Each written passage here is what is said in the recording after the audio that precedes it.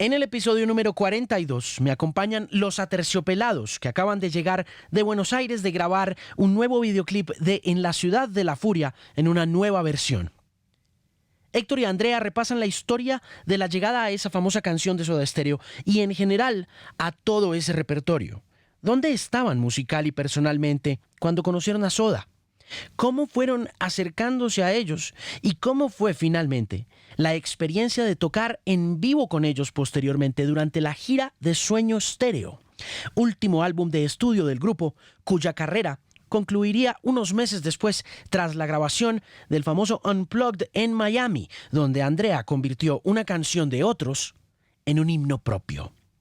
Sobre Cerati, sobre fusión, sobre protesta y mucho más, es el episodio número 42 de El Podcast por Canal 13. Vamos a tratar de conversar. Bueno, entonces un cafecito. Un cafecito. Juan, cafecito, pero que lechudito. Traigan tinto. Oiga, venga, no, pero cuénteme el rollo de la Ciudad de la Furia. ¿Por qué están otra vez andando con la Ciudad de la Furia a cuestas? Pues porque desde el 96 a nosotros nos piden la Ciudad de la Furia. En los conciertos, su merced está ahí, ¿no? Con su bolero falaz y con qué sé yo qué, y de pronto alguien del público, ¡en la Ciudad de la Furia! Entonces nosotros llevamos 22 años diciendo, no, o sea, ¿por qué vamos a cantar nosotros la Ciudad de la Furia? ¿Nunca la han vuelto a cantar desde el Unplugged? Digamos que después del Unplugged hubo varias fechas, ¿no? Porque como que esa canción tuvo tanto buen recibimiento que entonces los promotores contrataban a Soda y a Tercios. Entonces por ahí la hicimos en Buenos Aires, aquí en Bogotá, en Medellín. Yo me acuerdo, yo estuve en Bogotá, ¿En el Palacio? Yo los vi hacer durante la gira. ¿Eso fue qué? ¿No fue la gira de Sueño Stereo? No. Eso fue después.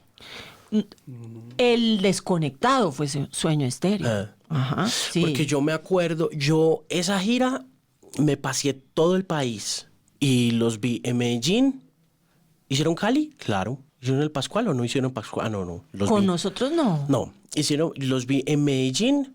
En el Atanasio. Sí. En el Atanasio. Aquí en el Palacio de Deportes. Sí.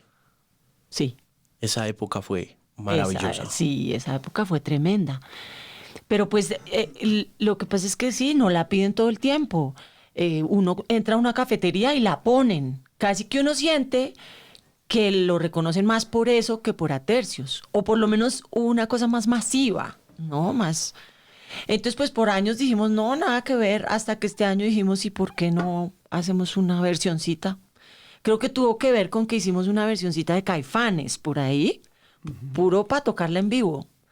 Y funcionó súper chévere. Y pues como este año cumple 5 años él de haberse ido, entonces dijimos, ¿por qué no? También era susto, pues porque encarar la vaina, o sea, hacer una canción de Soda Stereo, chelía chachí a todo el mundo.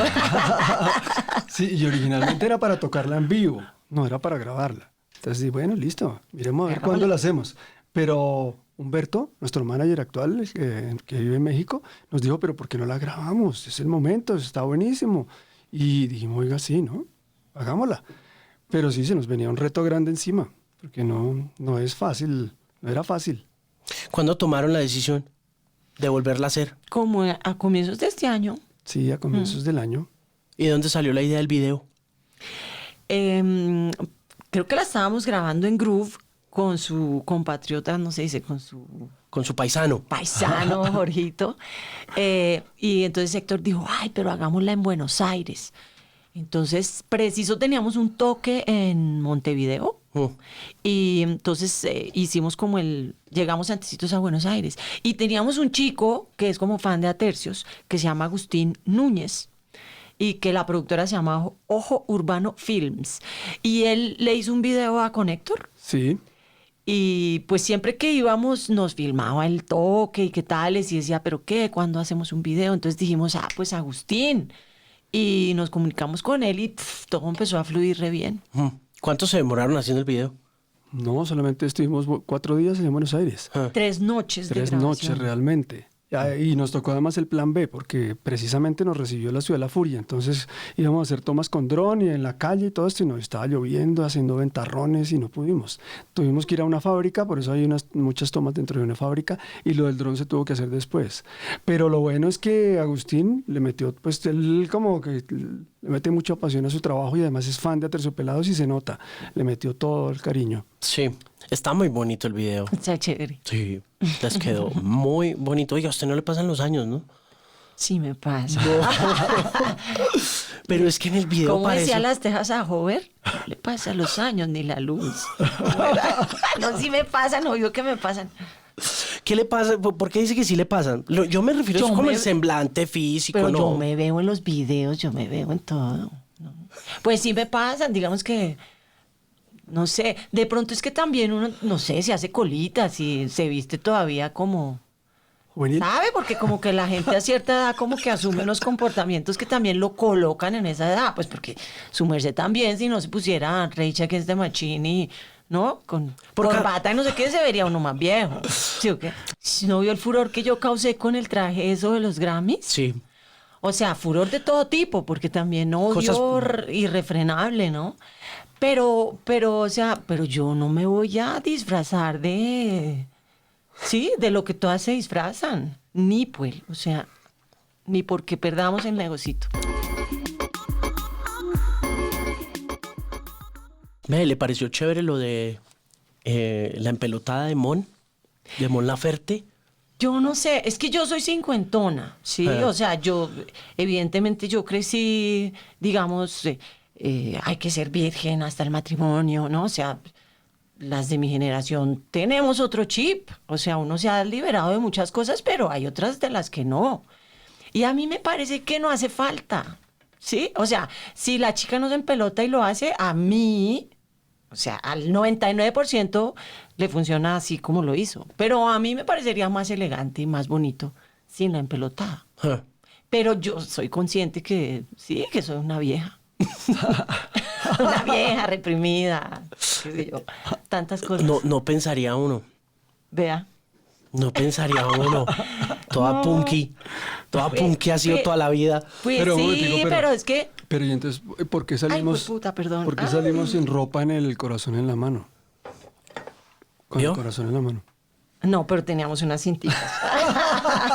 Porque además, de hecho, yo por ahí salía así porque no tenía tetas. ¿Me explico? Porque igual de plana como ahora, entonces, pues, pero a mostrar teta no hubiera salido. ¿Me explico? Claro, yo lo Es entiendo. raro. Yo creo que yo soy también medio chino. Soy un poquito chino. Sí. Entonces esa cosa ahí, ay, no me cotiza. No. Y me parece que de alguna manera nos abrocha a todas las chicas. Me parece que se enmarca como demasiado bien en esta vaina patriarcal y no a cobrar. Todo eso como que me empieza a sacar. Pero es un poco contradictorio porque de todas maneras las tetas hoy en día sí son muy representativas un poco de las dos cosas, como de la liberación y, Sí, sin de duda. la opresión. Entonces, si una chica muestra un pezón en Instagram, le bajan la foto. Ah, sí. Claro, eso está... Pero le suben los seguidores. Digamos que sí, yo sé que es contradictorio, todos lo somos, pero la cosa misma lo es, ¿me explico? Como que si yo de verdad sintiera que es libertad y que es de una, pero yo siento como en esas posiciones que dicen que es feminismo y que es libertad y que es no sé qué, yo siento la máquina registradora y el machismo ahí detrás. ¿Qué hago? ¿Me explico? O sea, también entiendo la otra lectura. También entiendo esa lectura chévere que es feminismo y soy dueña de mi cuerpo y de mi sexualidad. De pronto hasta envidia me da, ¿me explico? Pero yo tengo pues como otra manera de verlo. Sí. Y digamos que yo siempre me he defendido de eso. Porque de todas maneras a mí me tocó Madonna y todo eso. Y como que, ¿quién se sube a un escenario a contradecir eso? Muy difícil. Y yo lo he hecho toda la vida. No, yo me acuerdo de Madonna, por ejemplo, en el 91 en la gira Blonde Ambition en Chicago, que la policía le mandó a decir, porque ella hacía la escena esta de la cama, donde se masturbaba haciendo Like a Virgin. Y ya había, Like a Virgin había sido este éxito gigante, producido por este gigante que fue Nile Rodgers. Y tenía esa lúdica, era como una canción tan ingenua, pero al tiempo tan obscena.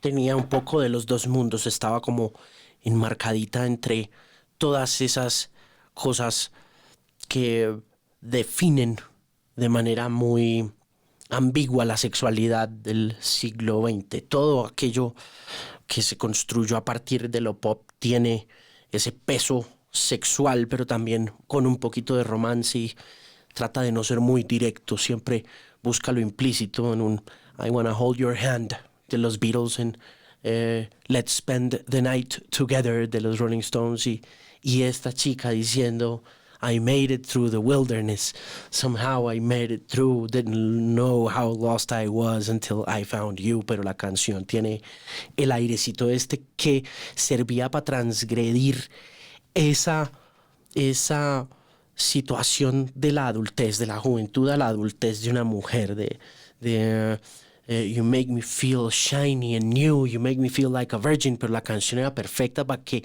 los papás pudieran comprar la boleta para llevar a la niña de 15 años a la que le estaban vendiendo esa canción, ¿cierto? Pero ya cuando la carrera de Madonna despega después de Like a Virgin, y Like a Virgin se vuelve un statement, se vuelve una declaración de feminismo, de sexualidad, de liberación, de rebeldía, de un montón de cosas.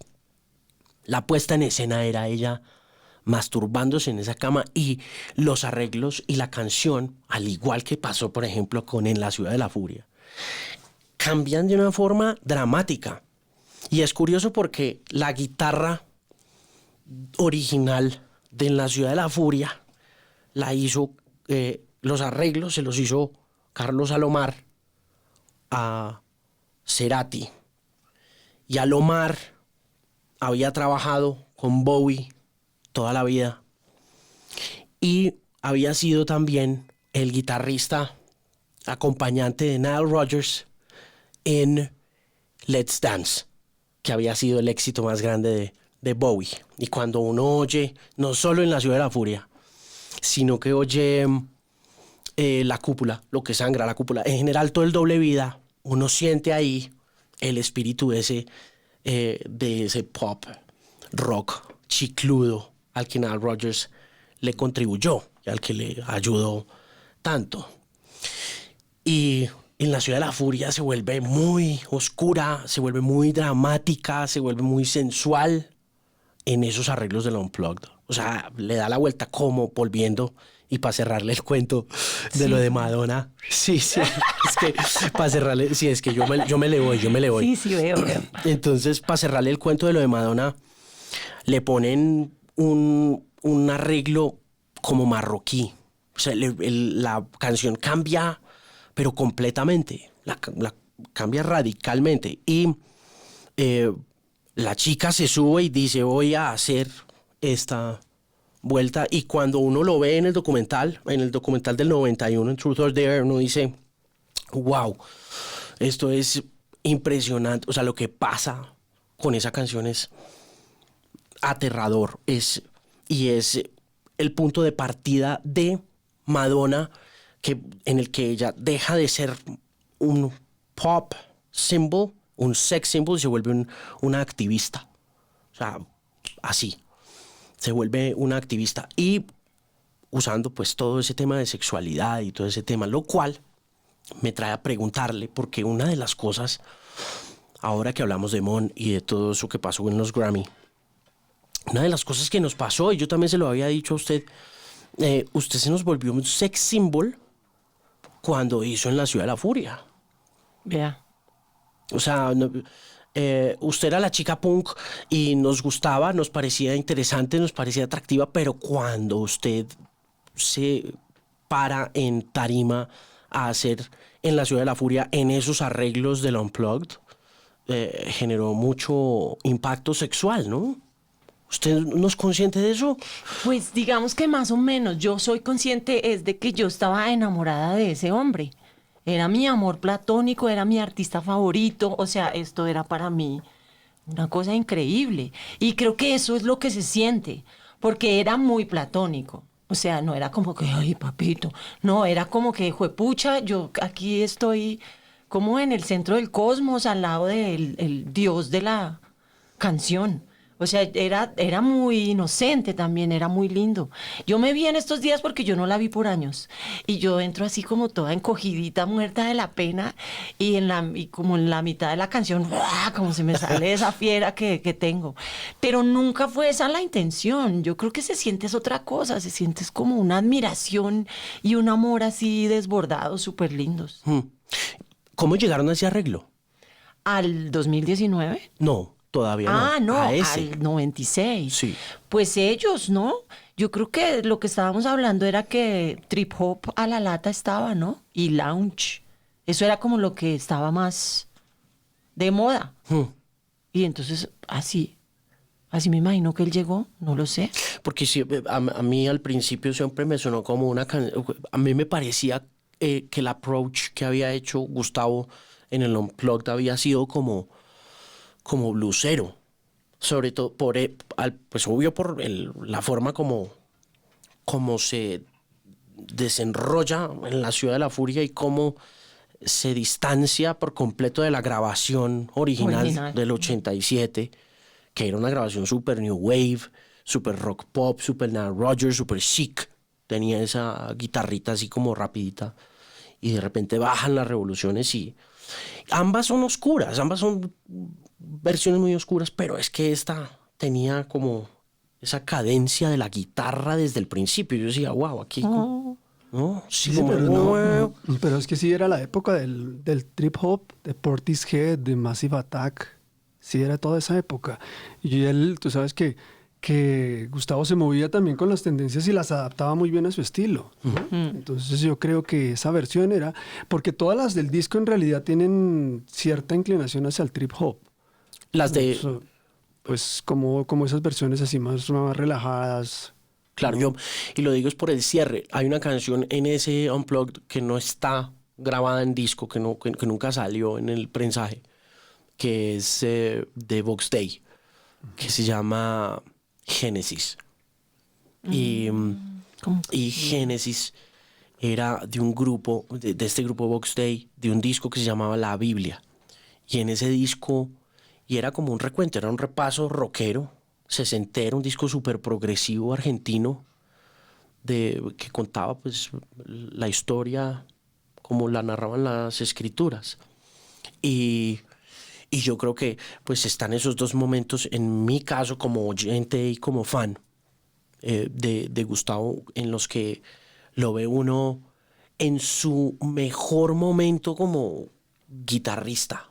Es un nivel de destreza, de técnica y de talento desbordantes.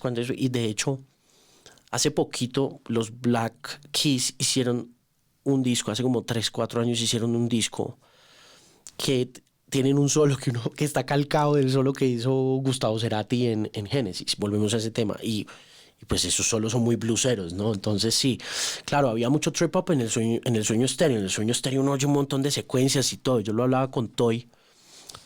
Y Toy Selecta me decía a mí que una de las cosas que le llamaba mucho la atención de Gustavo era esa adaptación, esa forma de acercarse como a la tecnología y de cómo, por ejemplo, cogía una máquina MPS 60 y la cogía como un niño chiquito, o sea, y le sacaba absolutamente de todo, que eso los conectó mucho.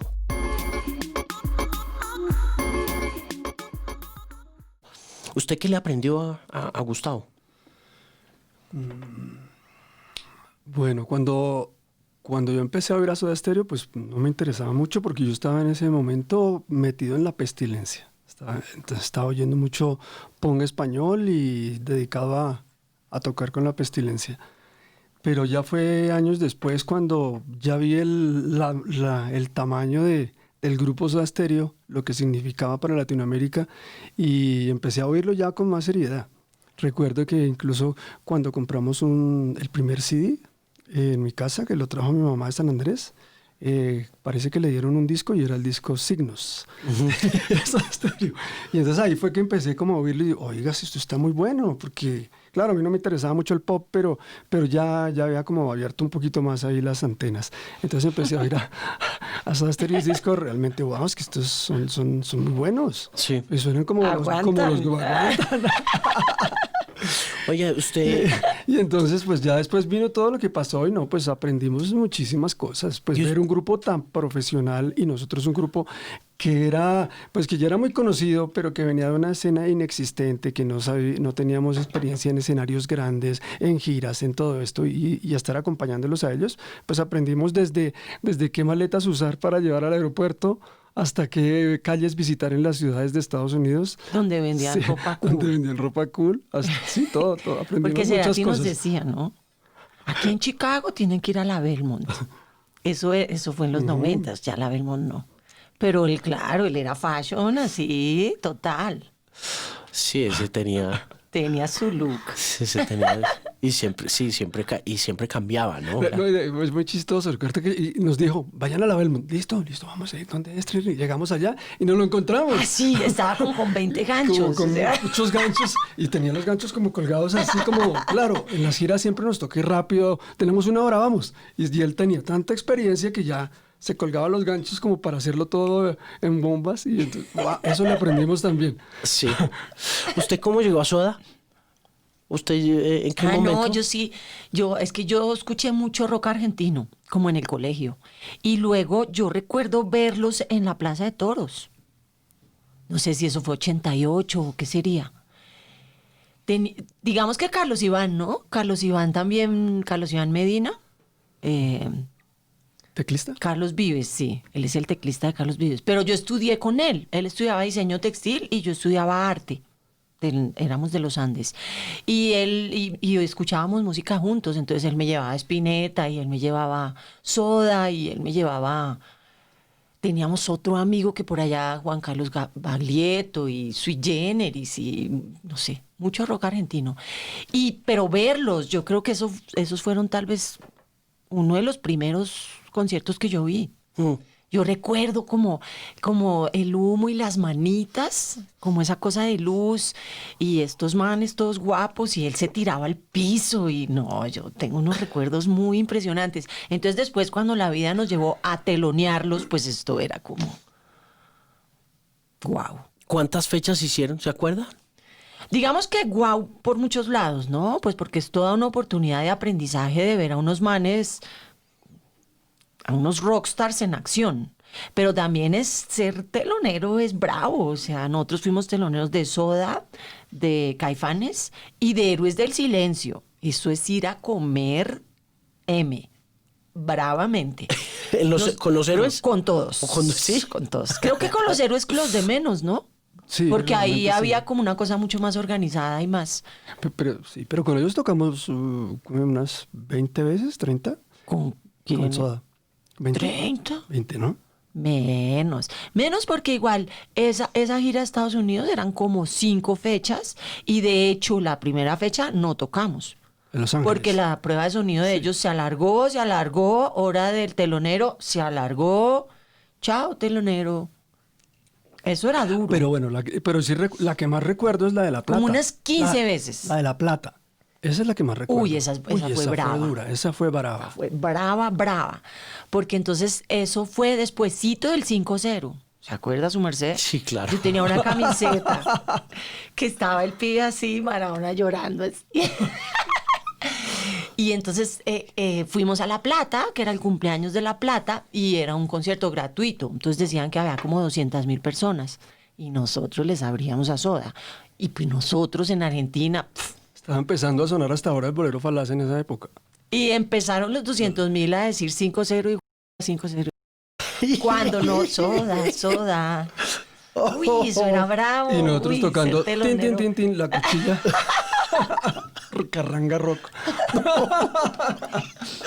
Pero a mí me quedó sonando toda esta cosa del feminismo y del no sé qué. Yo creo que mi feminismo y mi manera de revelarme es precisamente nunca haber accedido a ser el sex symbol.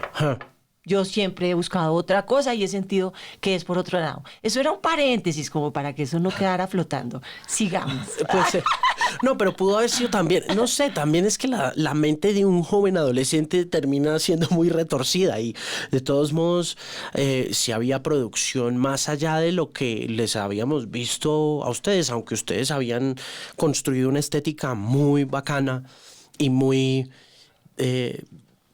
distinta, ¿no? Habían sido muy diferenciales.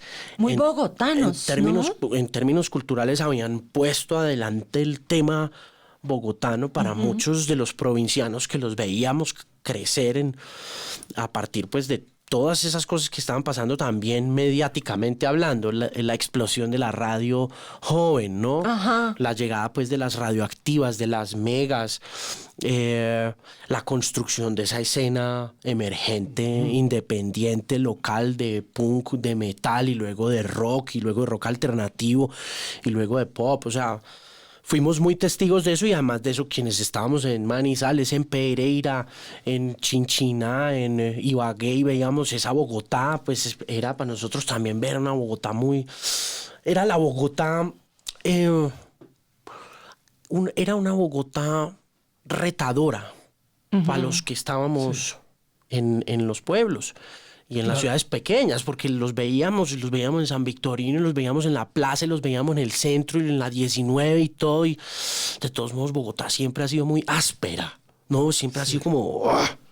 Entonces, y era ver gente muy parecida a uno, pero muy distinta al tiempo. Y hablando, pues, el tono bogotano, el cachaco rolo, pero medio atrevido, como con el espíritu punk, pero con la carranga. Entonces era un montón de cosas y uno decía, yo quiero ir a vivir a esa ciudad. Sí, además, ¿no? y además los bares, ¿no? Porque Todo. también empezaron los bares alternativos, Uy, esos bares. donde nos pudimos encontrar toda esta gente que existía, pero no tenía punto de encuentro. Sí. Y uno quería estar allá. Sí. Entonces, y era como tener 14, 15 años y saber que de pronto no lográbamos llegar hasta allá. Yo tuve amigos que sí terminaron yendo a los Calimanes y a las Terlencas y a Barbaria, todos esos parches y volvían. Y claro, cuando regresaban, pues regresaban mucho más cargados de experiencia, de ciudad, ¿no? Y uno decía, sí. Y de música, porque Héctor B. siempre ha sido súper investigativo, así, siempre pendiente de lo que sale, y en esos bares él ponía una música buenísima. Sí. Sí, claro, yo me acuerdo, todos regresaban siempre con el... Yo me acuerdo mucho que, yo no sé si fue usted, puede que no haya sido usted, pero cuando empezaron a aparecer los Iliacuriaki, que volvían los amigos de Bogotá, de decir que habían estado en este bar, que habían estado en este otro bar, que habían traído el Fábrico Cuero, ¿no? Y era como este sonido súper... donde se iba amplificando ya la sensibilidad, que uno decía, bueno, es que no solo son Aterciopelados, es que no solo es Soda, es que no, es que hay un combo de cosas pasando a nivel latinoamericano muy brutales. Sí, Caifanes, Café Tacuba. Yo recuerdo los DJs de las emisoras. Claro, en ese momento no ponían rock en español. ¿No? No. Y entonces lo poníamos Caifanes, o poníamos grupos argentinos, Fricción o cosas por ahí. Y llegaban los DJs, porque yo los conocía. ¿Eso qué grupo es ese? ¿Qué grupo es ese? Cuente. Cuente. Ese fue el dato. Sí, se pegaron esas cosas. Se pegó todo eso se empezó a volver... Y a conciliar un poco también muchas de las cosas que yo lo hablaba con Chucky también la otra vez, hace como 3 o 4 años, cuando hicimos el primer podcast, que ese espíritu del campesinato empezó a conciliarse un poco con la Bogotá urbana, ¿no? El espíritu coloquial, aldeano, las ciertas formas de hablar, el su merced, todas esas cosas que durante mucho tiempo habían sido motivo de vergüenza, terminaron siendo normalizadas y justificadas en el gusto y en la cultura popular. Usar la cuchilla, por ejemplo, de las Hermanitas Calle, que era una vuelta que en mi época, en el viejo... Mal visto. En el viejo Caldas, esa vaina, eso era... Qué feo. Eso era fonda, y eso era copera, y eso era una vuelta jodida, ¿no? Y darle... Yo me acuerdo que el doctor Rock por allá escribió pestes de nosotros con la cuchilla, o sea, se jalaban las mechas. Pero yo creo que eso es lo que es Aterciopelados, y eso es lo que es bueno, que fueron como sigue siendo el encuentro de dos mundos muy distintos, pero muy abiertos y muy dispuestos a ser naturales también, ¿no? Como a no impostar o sino que ser lo que uno era, como que esa era la clave de la cosa. Primero qué es lo que somos y después, bueno, esto es lo que somos.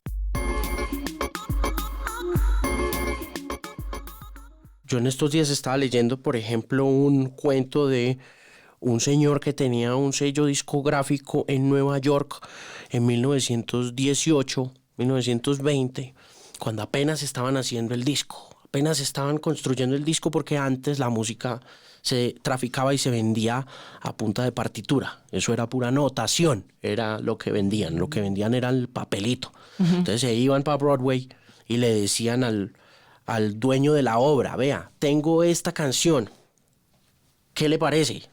Para que la cante su actriz principal.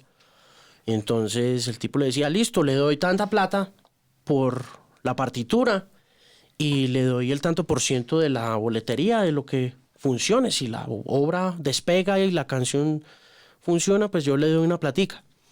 Y si la actriz cogía la canción y la canción se popularizaba, entonces la obra se repetía en diferentes lugares en Broadway y se iba bajando por ahí para Connecticut y bajaba de ahí para Cincinnati y bajaba de ahí para la Florida, y así se hacían el billete los compositores y también los intérpretes. Pero ya cuando empezó a llegar el disco y empezó a popularizarse y empezó como otra vez a sacudirse todo ese tema de la plata, este señor tenía un sello discográfico que firmaba cosas que se podían grabar en Estados Unidos, pero que venían de Europa Oriental, porque el tipo era polaco. Y en esa época la cultura pop, como apenas estaba empezando, estaba compuesta de las canciones que funcionaban en Broadway y las canciones de música popular que los inmigrantes se habían traído de allá, de Escocia, de Italia, de Inglaterra, de Ucrania, de Albania, de todos esos, de Polonia. Entonces este señor tenía su sellito, y el sellito, pues el hombre no quería competir con Broadway, pues porque Broadway era como la crème de la crème, y ellos tenían sus actores, sus actrices firmados con unos sellos, y tenían sus compositores, y los compositores ponían una canción ahí, el actor salía, la cantaba y la canción se pegaba de inmediato y se podían vender los discos. Así funcionaba. Entonces este señor tenía el sello discográfico donde compraba sus cancioncitas de folclore, se iba para Europa, hacía paseos en Europa y llegaba y le entregaba a 2 o 3 cantantes que contrataba, que le cantaran tal cancioncita en polaco, que le cantaran tal cancioncita en rumano, y ya, y él hacía su billetico de esa forma.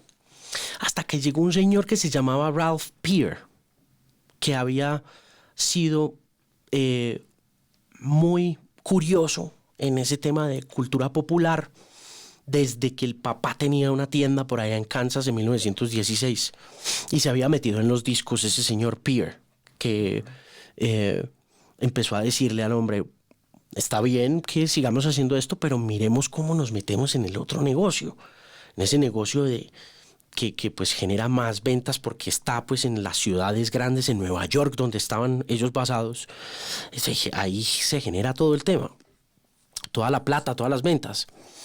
Entonces se consiguió unas partituras y unas canciones, y se las vendió un hombre negro que tenía un circuito pequeñito como de obras para negros en la ciudad de Nueva York. Nueva York en esa época, a pesar de toda la segregación y la discriminación, pues por ser lo que era, el animal que era y por haber sido construida en la inmigración, era pues sumamente abierta a otras posibilidades, y este hombre negro le entregó 2 canciones, una de ellas que se llama The Crazy Blues, y ella, el tipo Peer, intentó contratar a una de las grandes actrices de Broadway sin tener suerte porque estaba firmada con otro sello discográfico. Entonces este hombre negro le dijo, no, pero yo tengo una cantante que le puede servir, se llama Mamie Smith, y usted puede grabar con la orquesta que quiera. Grabaron con la orquesta no entendía mucho lo que estaba pasando, la canción se llamaba Crazy Blues, grabaron la canción, prensaron como 200 discos, se vendieron los 200 discos en una semana, tuvieron que prensar 500, y como en 3 semanas vendieron como 500,000 discos en 1921. Y la crítica era, pero miedosa con esa canción. O sea, usted va y busca en las hemerotecas y va y busca en las bibliotecas públicas de Estados Unidos las reseñas culturales que se hicieron sobre The Crazy Blues, que era una canción folclórica negra del sur de Estados Unidos, hecha por negros y por lo tanto ya satanizada por su origen y por el color de la piel que generaba esa sensibilidad. Y lo más decente que alcanzan a decir de esa canción, como seguro el Dr. Rock lo dijo en algún momento, era horrenda. Decía horrendous. Y así tiene un poquito como el espíritu, la cultura popular, ¿no? Como que siempre es mal visto. Que no. El mestizaje siempre es muy mal visto. El cruce de cosas siempre es muy mal visto. Pero se salieron con la suya, ¿no? Sí. La lograron. Acabamos. La lograron, hicieron un buen trabajo, pero volviendo a En la ciudad de la furia, y hablando de la naturaleza de esa canción, también siento, ¿sabe qué? Que esa canción, como que hay canciones que hace un artista y que otro se queda con ella, ¿no? Como por ejemplo,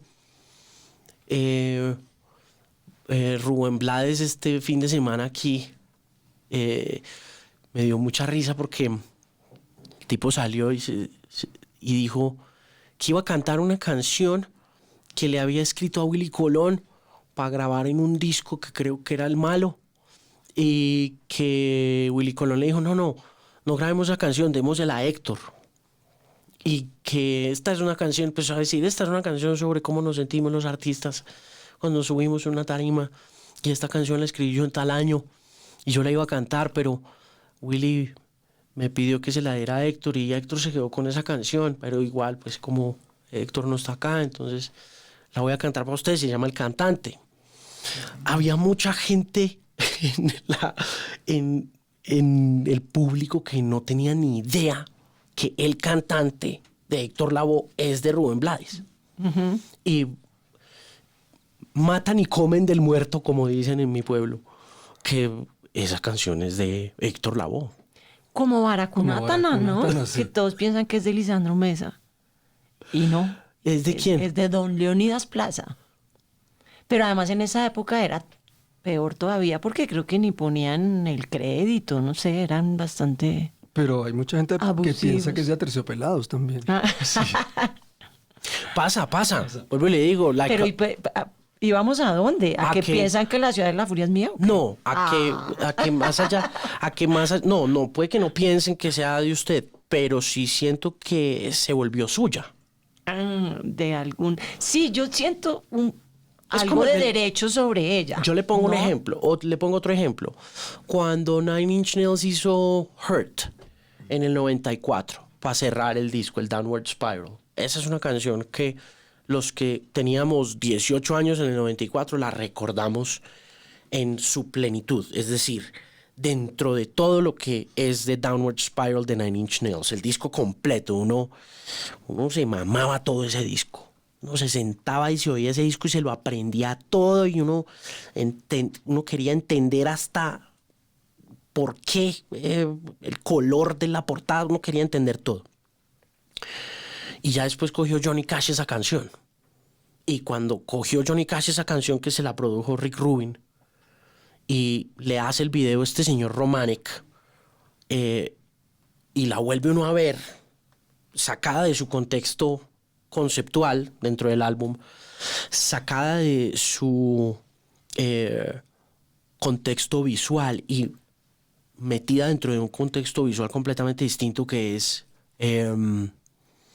este señor llegando al final de sus días. El video de Hurt de Johnny Cash es el viejo en su casa a sus 83 años de edad, reumático, ya muy venido a menos, pero aún con esa voz inconfundible y grave y gruesa, cogiendo el espíritu de esa canción que había hecho un tipo de 30 años en 1994, y es el repaso por su vida, su relación con su esposa, los momentos buenos, los momentos malos, y es un video para ponerse a llorar, y esa canción es de ese señor. O sea, uno puede volver a Nine Inch Nails y puede volver a Hurt, y puede encontrar ahí, pero encuentra también un significado aún más profundo, de la misma manera que usted lo hizo para nosotros con En la Ciudad de la Furia, que sí, no, había...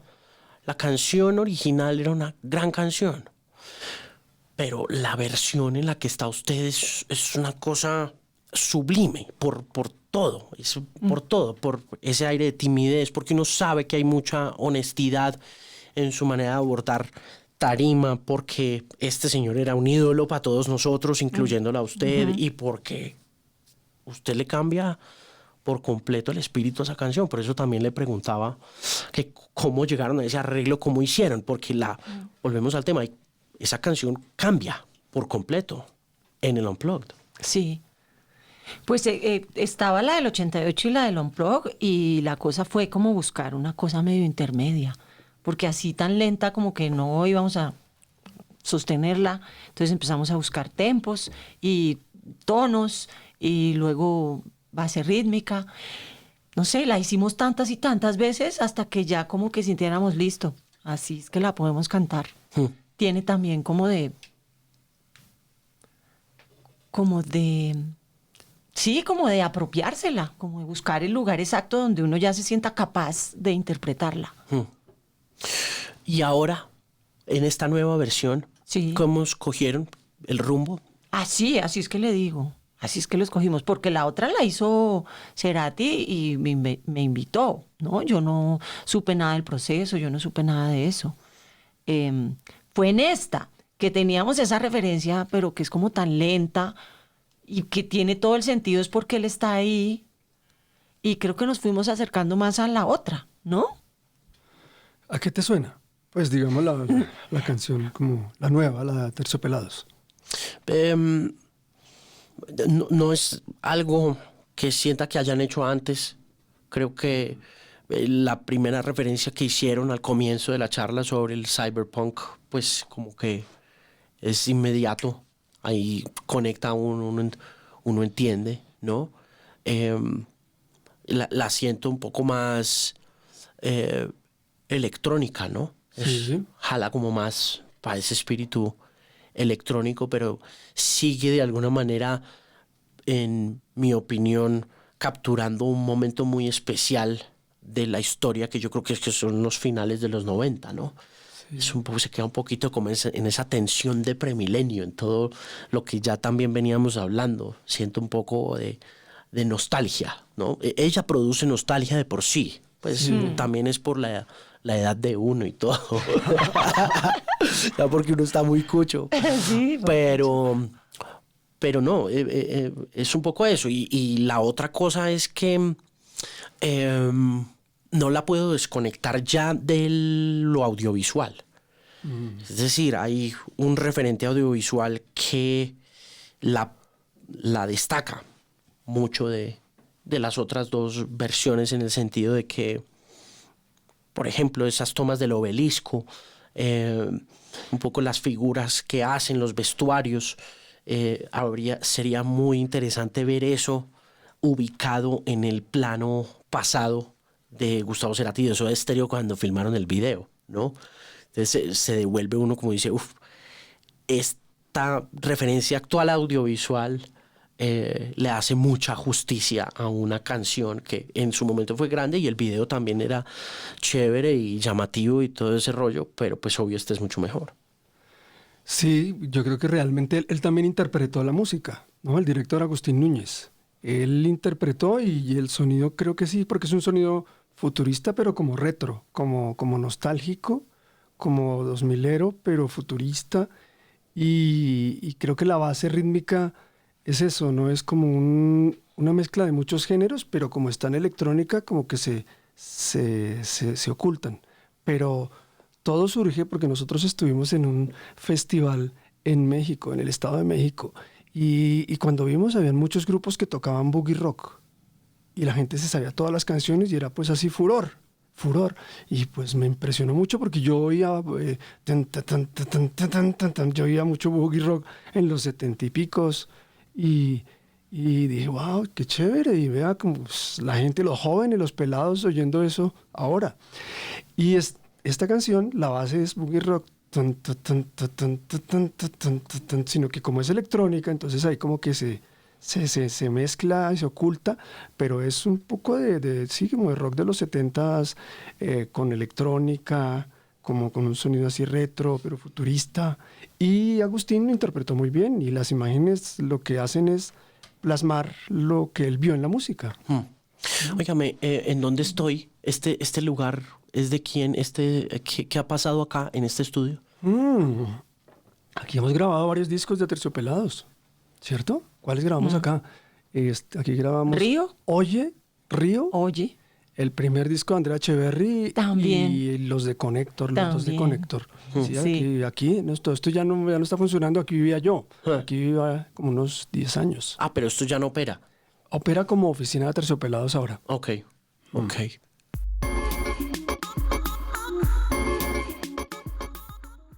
Para cerrar el cuento de los Grammy, ¿cómo ven los Grammy? Para cerrar ese cuento de los Grammy, Yo, ¿cómo veo los Grammy? ¿cómo ve los Grammy usted? No sé. Porque a mí me han pasado hartas cosas hartas en los Grammys. Pues nos hemos ganado 3 y uno se da cuenta que la gente come Grammy, ¿no? O sea, y entonces siempre en el resumen Aterciopelados que se ha ganado 3 Grammys. No sé qué decir, no sé. Digamos que yo una vez fui y tenía acné. O sea, yo he tenido acné muchos años en mi vida. Todavía tengo. Me salen 20, se me van, qué sé yo. Entonces estaba yo con mi acné, no es lo que hay, y aquí estaba Shakira, aquí estaba Paulina Rubio. O En sea, la carpeta. En el tapete ese de miércoles. Entonces, pues, o sea, y la vez que he sido más famosa en toda mi vida fue cuando me puse ese traje, ¿no? O sea, El Grammy. es superficial, la vaina, no solo el Grammy, el show business, la música, la farándula, o sea, todo esto es Sí, esa vuelta. superficial. Y si usted está jugando a que usted no es superficial y que usted es una mujer natural y que tiene celulitis y acné, o sea, va a vender una millonésima de las que están jugando el juego. Sí, claro.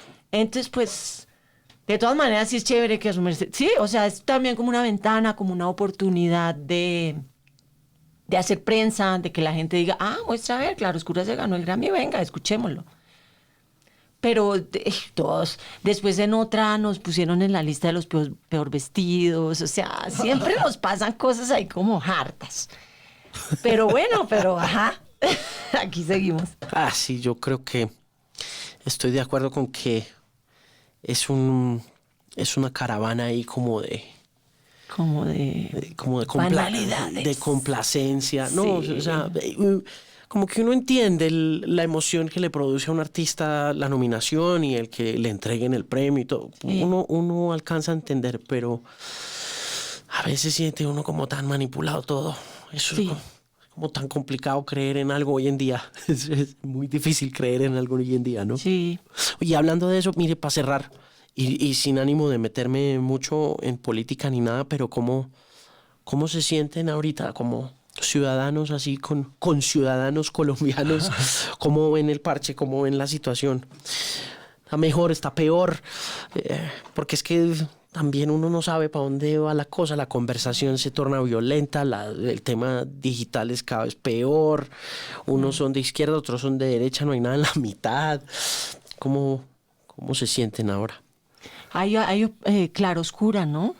El disco Claroscura, ¿tú sabes por qué se llamaba así? No. Él es un personaje que es claro y yo soy el otro personaje que soy oscura. Estás en las Entonces yo soy pesimista y él es optimista. Pero digamos, uno lo que siente es un dolor horrible, o sea, líderes sociales asesinados todos los días, más o menos, o creo que es día de por medio, o sea, cuando está la gente organizándose para salir a protestar, o sea, esto es un derecho democrático, salir a decir no me parece. Pero además uno siente como que ahora todo funciona es para que esos, creo que son 25 o no sé cuántos multimillonarios del mundo tienen el 90% de la riqueza del mundo. Como que esa es la dinámica. ¿Y el resto? Jodidos. Y o sea, a robarse lo que pueden. Y esa gente del poder es muy jodido. miedosa, es una cosa que uno dice, pero... Y pues ese es el ejemplo, ¿no? Entonces, ¿por qué alguien no se va a robar un celular? Si todos esos manes se roban toda la plata. Pues también Ay, me acaloré, me dio como... No, pero relájese. No, relájese. La idea Sí, no, sí, no es terminar en mala nota. No. Héctor Vicente, di algo positivo, por favor. No, realmente es un reflejo de lo que está pasando en todo el mundo. Esto no es Colombia nomás, ¿no? Yo creo que se vino abajo. Este fin de semana salió el artículo de este señor Stiglitz en El País, que es muy chévere y que hace 3 semanas había salido en un think tank, en uno de estos centros de esos del pensamiento moderno por allá en Alemania, que pues tienden a ser muy teóricos, pero en muchas ocasiones cuando uno lo ve desde esa perspectiva, desde la economía, desde la macroeconomía, la microeconomía y todos esos rollos, uno dice, tienen razón. Ese editorial de Stiglitz este fin de semana de la muerte del neoliberalismo es poderoso. Porque, Es que se tiene que morir. porque enmarca bien el fracaso del sistema a favor de unos pocos. Finalmente el problema que se originó pues en esas economías thatcherianas y reaganistas de los 80, donde se le perdonaba al rico el impuesto, que porque ese iba a generar más trabajo y finalmente terminó con que no. Stiglitz lo dice muy bien y dice, no, el problema es que ese sistema fracasó, ahí no hay nada que hacer. Y por ahí derecho el sistema político, porque es que Todo. entonces vamos a decir que no funcionó uno, entonces vámonos con el otro, no funcionó ninguno. Nada, no funciona. No funcionan para nada. El de Trainspotting, el autor de Trainspotting, hablábamos con él el año pasado y él me decía, esto se acabó. El socialismo falló, el capitalismo falló. Aquí solo queda la anarquía, man. No, pero ¿sí? Y yo le decía, ¿y cómo? Explíqueme. Y me decía, mire, hace poquito, él es escocés. Irving Welsh es escocés, es de Edimburgo. Y me decía, yo hace poquito volví a Edimburgo. Welsh vive en Miami hace mucho tiempo. Después del éxito de Trainspotting, él se fue a vivir a Estados Unidos. Me decía, yo volví a Edimburgo hace 6 meses. Hay cada vez más gente en la calle y hay cada vez más centros comerciales vacíos. Y usted ve a Amazon quedándose con el negocio de la venta y la compra al detal. Entonces, cada vez más va usted a ver en las grandes ciudades edificios más vacíos y más ocupados por aquellas personas que se han quedado sin trabajo a partir de ese modelo de negocio neoliberal, porque ya no se necesita la gran superficie, no la necesita el gran empresario, porque lo tiene todo en la nube. Entonces, ¿quién se va a quedar con eso? El personaje que vive en la calle, el que se quedó sin la pensión, sin la salud, el que se quedó sin nada. ¿Y qué va a terminar pasando? Que esos ciudadanos se van a tomar el mundo, se lo van a tomar y uno lo está viendo. Puede que yo me muera y no haya pasado, pero 50, 70 años no son nada, Marín. Y en 50, 70 años, hermano, eso es lo que va a haber. Sí, tiene mucho sentido. De algo Pues positivo, nos despedimos. Pues yo soy futurista, ¿no? Sí. Entonces yo tengo fe en el futuro, tengo fe en la tecnología. Véalo tan divino. Es delicioso tener a alguien positivo y chévere al lado. Es importantísimo. Y calmado. Sí.